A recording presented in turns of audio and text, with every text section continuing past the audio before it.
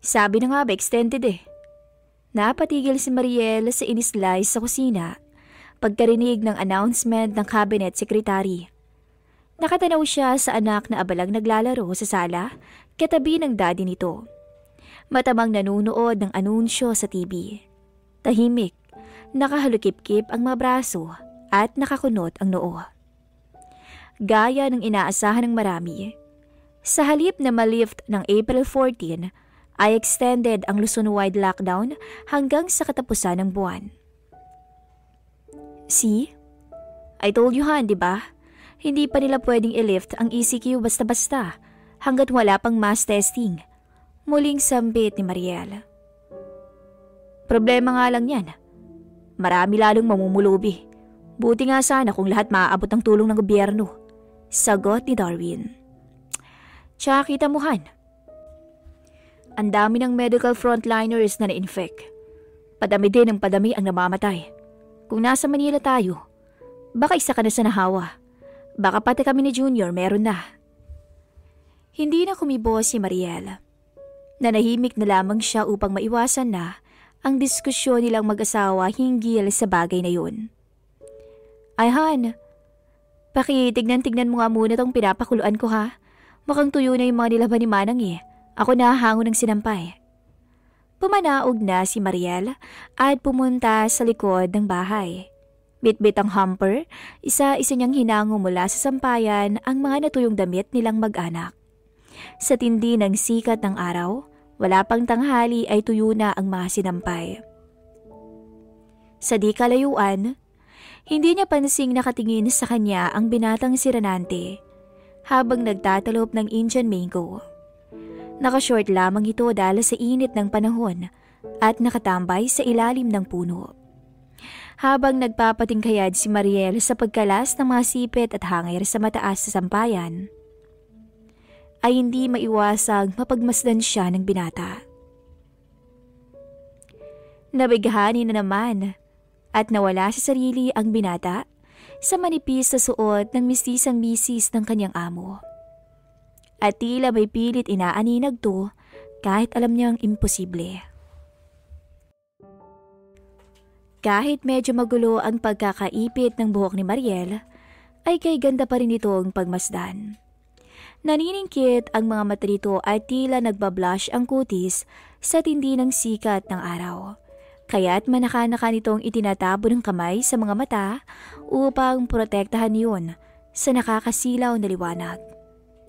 Napangisi si Renante habang pumapangas ng mangga at pinapanood si Mariel na sinupin ang kanyang mga sampay.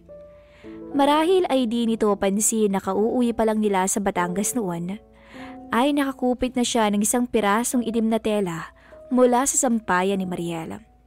Ang pinakaiingat-ingatang yaman ni Renante na halos gabi-gabi ay katabi niya sa pagtulog. Feeling niya kasi ay parang katabi na rin niya ang misis ng kanyang amo na matagal na niyang kursunada.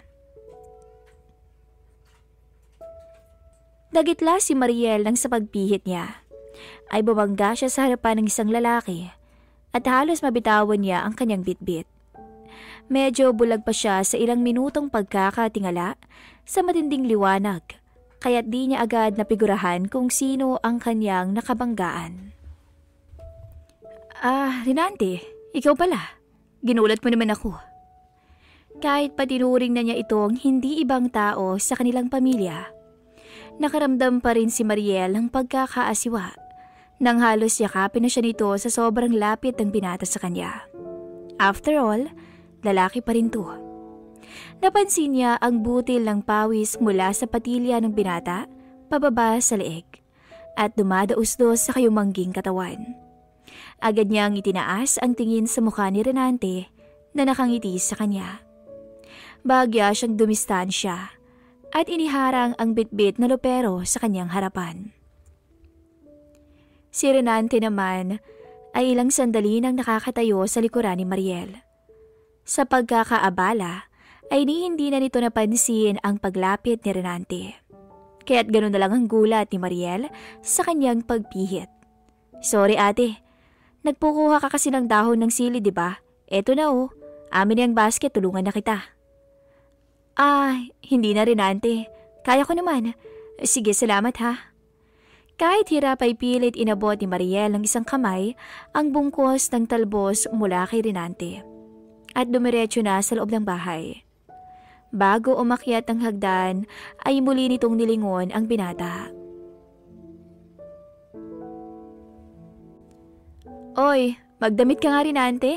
Baka mapulmonya ka niyan. Biro nito sabay ang matamis na ngiti, tsaka tuluyan ng pumanhik. Pinagmasdan ni Renante si Mariel habang umaakyat ng hagdanan. Ang makurubang balakang nito at ang salitang paghakbang ng mga binti nito. Ay, swerte talaga ng mister nito. Sana ko rin. Mahinang bulalas ng binata habang nakamasid. Kinagabihan, kauuwi lang ni Renante nang may maulinigan siyang may hinang hagigikan. Nawili ng pagtambay sa katropa ng ilang bahay lamang ang layo mula sa kanila, kaya't halos maghahating gabi na tong nakauwi. Mabuti na lamang at walang napadaang nagrorondang tanod o mobil ng pulis, kundi yari siya sa kanyang tatay kapag nadampot siya sa paglabag ng curfew. Katatrang ka lamang ni Renante ng gate at ikinadena na ang kanyang bisikleta sa barandilya ng beranda. Papasok na sana siya ng bahay nang sa kapayapaan ng gabi ay may mahihinang boses siyang narinig, kaalinsabay ng huni ng mga kuliglig. Ano ka ba, Han? Mahal na araw, bawal kaya no? Pabulong na tugon ni Mariel. Martes pa lang naman pwede pa yan. Pabulong na sagot din ng mister. Galing sa itaas ang boses sa bandang bintana ng masters. Napangiti si Renante. Hindi man niya gaanong naiintindihan ng malinaw ang usapan.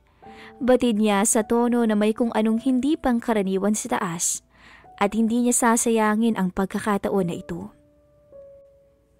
Sa halip na magtungo sa loob ng bahay, ay maingat na humakbang si Renante papunta sa harap ng bahay. Nilingon ang bintana ng kwarto, ngunit sa kamalasan ay nakasara yun. Balak pa naman niyang lundagin ang balustre upang akyatin ang balkonahe. Hindi agad nawala ng pag-asa. Umikot si Renante papunta sa gilid ng bahay. Kabilugan ng buwan. Gabay ang liwanag mula sa kalangitan ay bumaybay siya paliko ng bakuran. Magaan ang kanyang mga hakbang. Iniiwasang makatapak ng bagay na lilikha ng kaluskos. Laking tuwa ni Renante nang mabungarang nakabukas ang bintana sa gilid ng kwarto. Luminga si Renante sa paligid upang humanap ng maaaring tuntungan. Ngunit mababa ang bangko. Hassle naman kung kukuha pa siya ng hagdanan sa bodega. Napalingon siya sa puno ng mangga sa gilid. Tamang-tama ang level ng mga sanga sa bintana at madali siyang makakapagkubli sa mga dahon nito. Wala nang sinayang na sandali si Renante. Iniwan niya ang tsinelas sa lupa at ekspertong inakyat ang puno. Nakahanap siya ng magandang pwesto sa matibay na sanga. May mga dahon na nakatabon sa kanya. Nakatulong din na itim ang kanyang t-shirt, kaya't hindi mo mahalata ang kanyang pagkukubli sa kadiliman ng paligid. Itinukod niya ang isang binti sa kabilang sanga bilang suporta habang inaaninag ang loob ng madilim na silid. Ilang saglit din na nag-adjust ang kanyang mga paningin bago niya napigurahan kung ano ang meron sa kwarto. Napamura na lang ang binata nang mabungarin niya si Mariel. Habang nakasampa sa mister at tila hindi maipinta ang aliw sa kanyang magandang muka. Sa kadiliman ng silid ay tila kumikinang sa liwanag ang kaputian ng kutis nito, na tila wala na sa katinuan sa pagtugon sa pangangailangan nilang mag-asawa. Nang gabing yun, halos hindi kumurap si Renante. Parang nabato-balani at walang gustong sayangin na sandali. Hindi niya akalaing ang mahinhin at sopistikadang babaeng hinahangaan niya ay iba pala pagdating sa kama. Nakaimprenta na sa isip ni Renante ang gabing yun. Hinding-hindi na niya marahil malilimutan pa ang imahe ni Mariel. Imaheng lalong nagpaigting sa kanyang pangarap sa isang nakaw na sandali kasama ang misis ng kanyang amo. Kung may pagkakataon lang, si Mariel sana ang gusto niyang maging una niyang karanasan. Lumipas ang mahal na araw. Walang palaspas, walang sinakulo, walang pabasa, walang bisita iglesia. Sa bahay lamang nanatili ang karamihan at sa TV na lang nanunood ng misa. Kahit simple lang ay naisipan pa rin ng mag-asawang maghanda ng kaunti upang may mapagsaluhan sa Pasko ng pagkabuhay. Madaming ang nyug, wala namang kudkuran. Paano tayo magbibiko niyan? Ba't di ka na lang kasi bumili kanina sa palengke? Ang alam ko kasi may kudkuran kami dito eh. Hindi ko naman alam na nasira na pala. Teka, sasaglit ako kay Joel, baka meron. Pagdating kila Joel, ay agad na siyang dumiretso sa loob ng bahay. Pre, pairam nga muna ng kudkuran nyo. Tawag nito habang papasok ng screen door. Ngunit walang sumagot. Walang tao sa sala. Wala ding tao sa kusina. Paalis sa sana siya sa back door. Nang magulat, nang maasumpungan niya si Erica na patungo naman ng kusina. Pili itong sumalubong ng halik sa kanyang pisngi habang humahagikik. Hi Ninong! Agad napalinga si Darwin sa paligid sa pag-aalala na may makakita. Ikaw talaga Erica, halika nga. At hinatak nito ang dalaga patungo sa loob ng bahay. San tatay mo? Sa niyugan, nagbubuhat ng niyog, may biyahe yata. Sagot nito habang nakasandal sa kitchen counter. Napaka-inosenteng tignan ng dalagang inaanak sa suot itong oversized t-shirt at bedroom slippers. Parang kailan lang, ay munting paslit lang to at madalas niyang buhatin. Ngayon ay dalagang-dalaga na to at namumukadkad ang kagandahan. Halata sa kanyang suot ang pagkadalaga nito.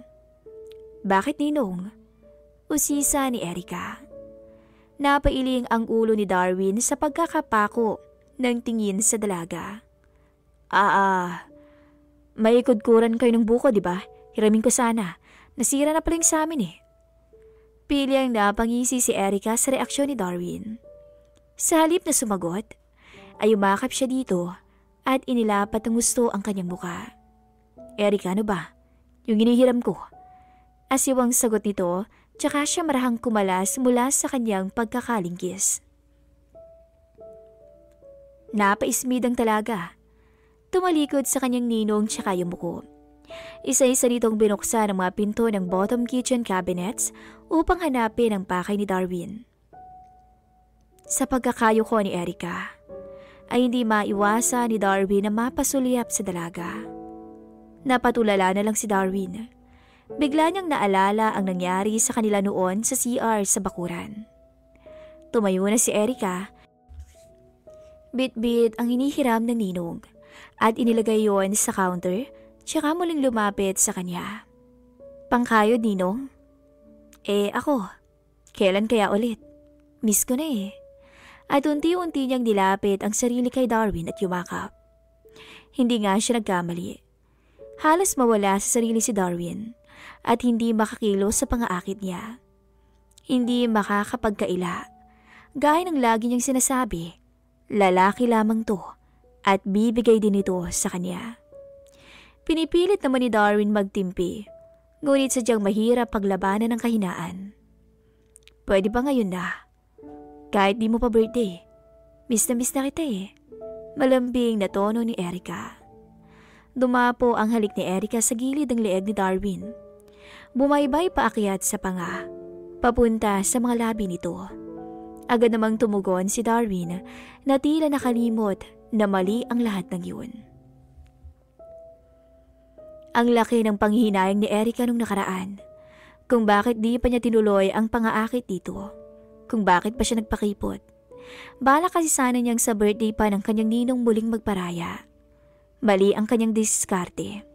Ngayon ay hindi na niya palalampasin ang pagkakataon na muling makasama si Darwin ng sila lang. Ngunit kung kailan naman akala niya'y napasuko na niya to, ay muli na naman siya nitong tinanggihan.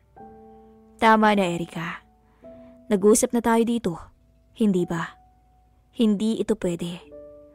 Humihingal si Darwin at kinakabahan. Muntikan man ay inipon niya ang lakas upang magpakatatag sa patibong kahit napakahirap. Mahal na mahal niya ang asawa at ayaw niyang makagawa pa muli ng pagtataksil dito. At mali din na muli pa niyang pakialaman ang anak na dalaga ng kanyang kumpare. Soli ko na lang to, ha? Dinampot ni Darwin ang hinihiram na bagay at dali-dali nang umalis.